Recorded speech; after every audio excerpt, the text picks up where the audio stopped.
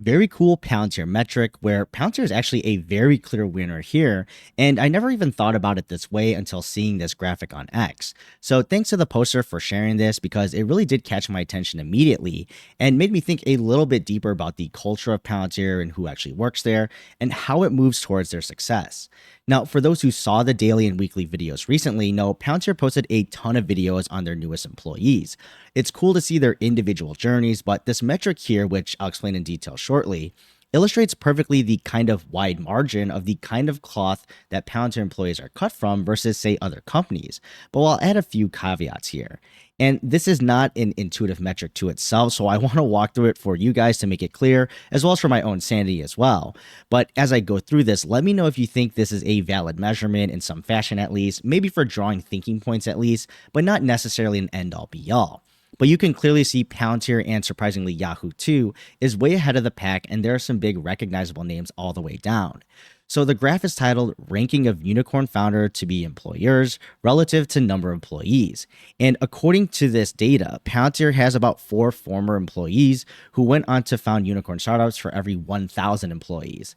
And to zoom the very small text at the very bottom, data covers 1,110 US based VC backed companies that became unicorns in 1997 to 2021 and 2,897 of their founders. And the figures show the ranking of firms where unicorn founders worked prior to founding a unicorn.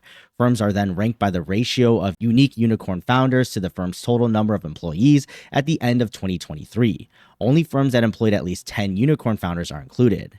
Now, my whole career personally is based on building metrics in the healthcare tech space, so it's kind of my pet peeve when a metric is a bit unintuitive like this, but it's also an opportunity to discover something interesting. So my understanding first is that essentially we filtered out very small companies or less successful ones because of the 10 unicorn founder minimum, which makes sense since ratios will likely be inflated naturally for those kind of companies.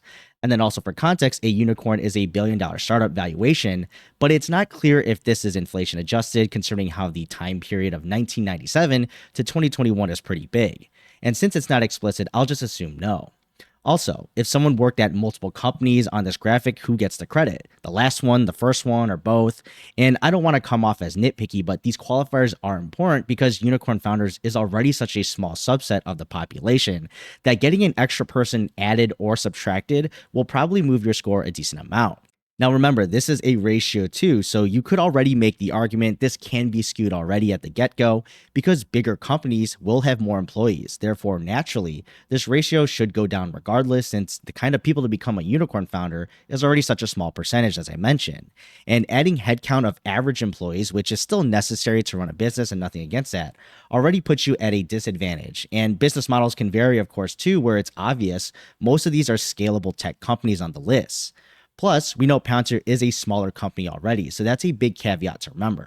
But it can also be seen as a super positive moment here because maintenance of this ratio over a very long period of time for Palantir, because as a very old company from the 2000s, Palantir still has a big number of successful alumni, even though they kept their team very small, meaning they are pretty much more selective already to bring in who's already an outlier. And naturally with that, they will go on to bigger, better things eventually, which shows up in this metric. So even if the measure isn't perfect, I think this is still cool anecdotally and as evidence on my thoughts about the culture of Palantir. First is that they are selective. And for me personally, if I stand behind a company, I'm probably more conservative in around hiring because all those stats on, say, high employee turnover can be costly. And you want folks who stay, and even if short, you want them to be productive and innovative. And I'd argue people who went on to found a startup themselves that went on to be worth $1 billion are probably pretty productive.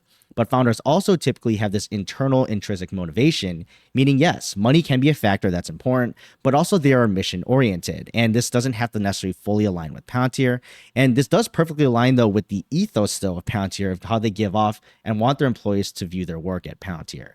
It's hard and you'll probably have to prioritize work over other things like family maybe once in a while, but the rewarding nature of their business when solving these interesting problems and actually making value is a huge plus. And leadership already embodies a lot of these traits on going on against the grain, and you against the world, especially when full heartedly taking sides and backing the West. But you get the point. You don't need to fully align with their values, but as an employee, though, you need to at least have that level of motivation for yourself, whatever your value framework is. So I'm curious to know, do you think this is a valid metric to say Palantir is super good at this, or it's kind of just putting together a feel good narrative with some cherry picking? Let me know your thoughts though below, and I'll see you in the next video.